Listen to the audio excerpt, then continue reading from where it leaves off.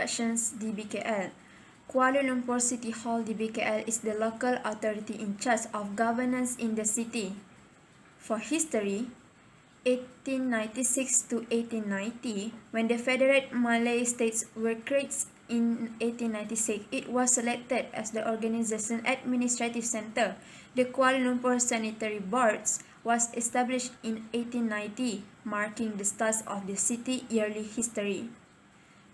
1948 to 1951, the Kuala Lumpur Municipal Board was established on March 15, 1948.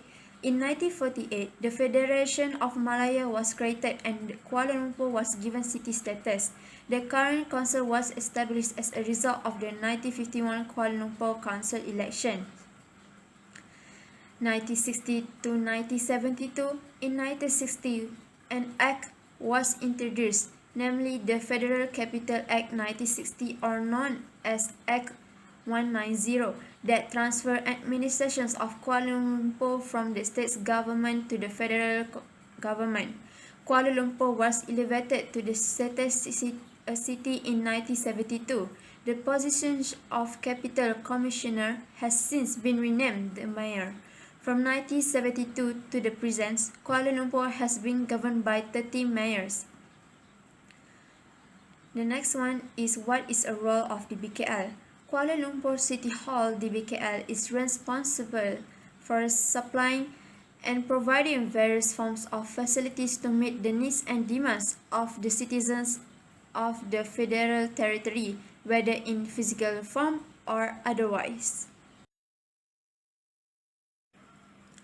Program Dbkl Infrastructure Repair and Maintenance. The planning of this holistic repair and maintenance program is further detailed through the preparations of the first one is a local plan or Kuala Lumpur City Plan PBRKL, which is a visionary planning plan that has taken into account the interests and needs of stakeholders in achieving the visions of prosperous city for all by 2030, and the mission is to achieve progress, prosperity and well-being of the capital city of Kuala Lumpur through physical, socio-economic development, planning, control and municipal service is a planned and consistent manner based on excellent governance to place the city of Kuala Lumpur comparable to other cities in the world in various sectors, including having efficient governments.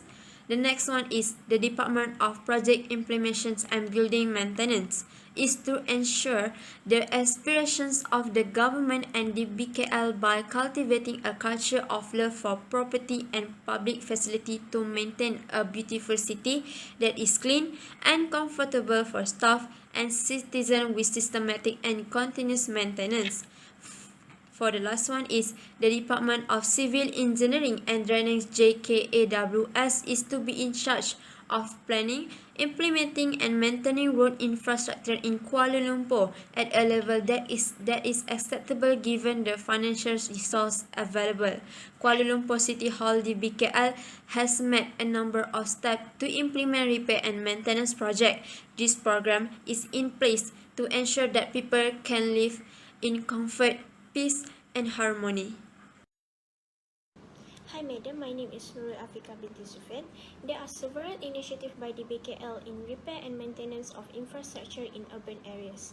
As we all know, our capital city Kuala Lumpur, many times it has been hit by floods. Heavy rains often result in some areas around the city which has caused flash flood and stagnant water within 45 minutes. Kuala Lumpur City Hall, which is known as Dbkl, also is implementing 14 interim measures at a cost of 10 million ringgit under the Flash Flood Mitigation Action Plan 2022 to tackle the issue of flash floods in the capital. The additional incentive is being carried out at an urgent measure before the long-term solutions, which are currently being reviewed by the Public Works Institute of Malaysia. The implementation of the plan is guided by the weather forecast issued by the Malaysian Meteorological Department. Next, Dbkl would focus on monitoring and cleaning works to ensure that outlets by the roadside for water to flow out are not clogged or obstructed, adding that this will be implemented by the Public Service Delivery Team supervised by Dbkl. Furthermore, Dbkl will upgrading scupper drains to ensure proper sloping for water to naturally flow and placing machinery and Dbkl workers at strategic flood location to facilitate the mobilization of machinery such as tow truck, mobile water, pump lorries and high power water pumps during floods. Traffic dispersal measure will also be improved by deploying more Dbkl traffic warden as well as Kuala Lumpur traffic police personnel to assist road users to make the necessary detour to non-flooded areas. Apart from that, Dbkl will also ensure that private-owned on-site detention tents function properly as well as appoint contractors to make sure rivers and waterways are not obstructed by garbage, tree roots or white plants. Dbkl also intend to expand plugging activities, establish more garbage-free zones and send flash flood alert message to city residents via the SMS. As a result, the installation of 5,000 sandbags of the riverbank successfully stopped water from overflowing from hotspot locations. Furthermore, second initiative by Dbkl will intend to upgrade technology service through the Kuala Lumpur Smart City Master Plan 2021-2025 and the Kuala Lumpur Climate Action Plan 2050 under the City Planning Department. The Kuala Lumpur Smart City Master Plan 2021-2025 is a document that incorporates by Dbkl's ambition in upgrading technological service, particularly for community service delivery, which encompasses economic development and social mobility. For example, the Iskandar Malaysia Urban Observatory was created as an effective and sustainable urban observatory model with the goal of improving cooperation and information sharing between agencies through shared performance targets, making informed decisions using public data analytics and monitoring sustainable development goals and Iskandar Malaysia region indicators. Meanwhile, the Kuala Lumpur Climate Action Plan 2050 is a continuation of Dbkl's continuous effort in mitigating climate change through the program launched in the Kuala Lumpur Low Carbon Society Master Plan 2030. Such efforts are critical in making Kuala Lumpur a smart city and meeting greenhouse gas emission reduction targets that support the Sustainable Development Goals. That's all from me. Thank you. Assalamualaikum and good morning. My name is HAIKAL bin SAFRI and I will explain about contribution Dbkl in urban areas. Firstly, Dbkl has contributed to help Bumiputra first-time home buyers. Kuala Lumpur City Hall Dbkl has allocated 3.9 million ringgit for Bumiputra first-time home buyers to purchase affordable houses in the capital, said Federal Territories Minister Khalid Abdul Samad. He said the revolving fund was also the result of 5% of unit price payments given relief for sale to non-Bumiputras. Next is Dbkl announced 2.7 billion budget for 2022. The Kuala Lumpur City Hall Dbkl has released its 2.7 billion ringgit budget for the upcoming fiscal year, an increase of 1.9% for the budget for the current fiscal year.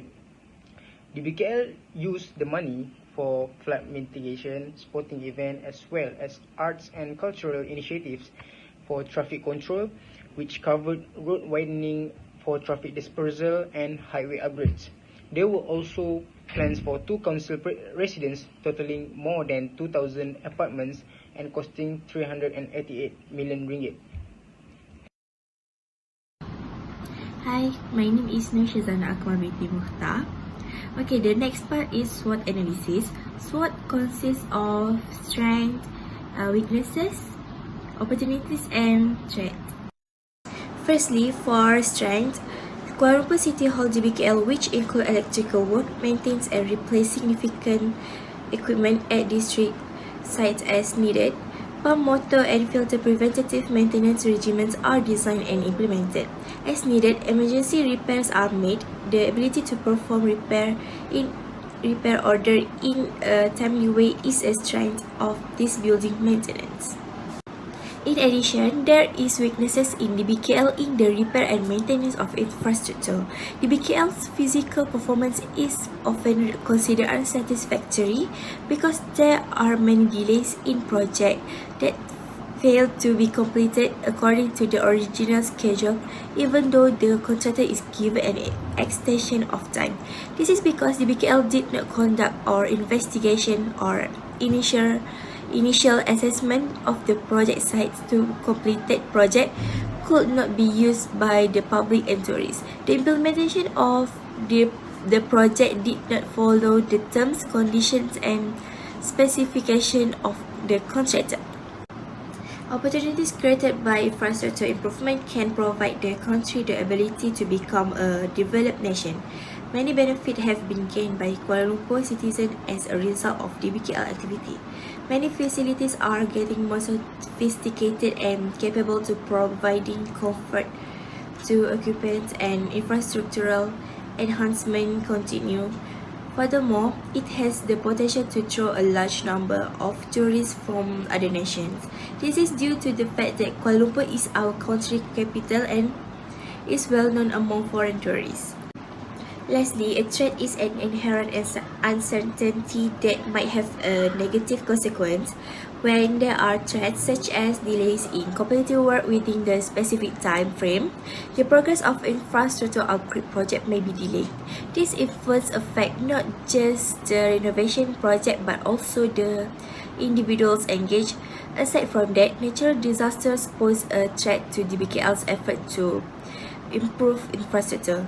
Every year, our country will have a monsoon season which can cause catastrophic flooding and property damage. Flash flood can also occur outside the monsoon season when strong rainfall force flood level to surge dramatically. A government's decision-making process may include selecting policies and allocating resources. The Dewan Bandaraya Kuala Lumpur Dbkl, Kuala Lumpur City Council is constantly looking for new ways to manage the city's infrastructure and ordinances so that people receive better services. In conclusion, the Dewan Bandaraya Kuala Lumpur Dbkl, Kuala Lumpur City Council is constantly looking for new ways to manage the city's infrastructure and ordinances so that people receive better services. That's all, thank you.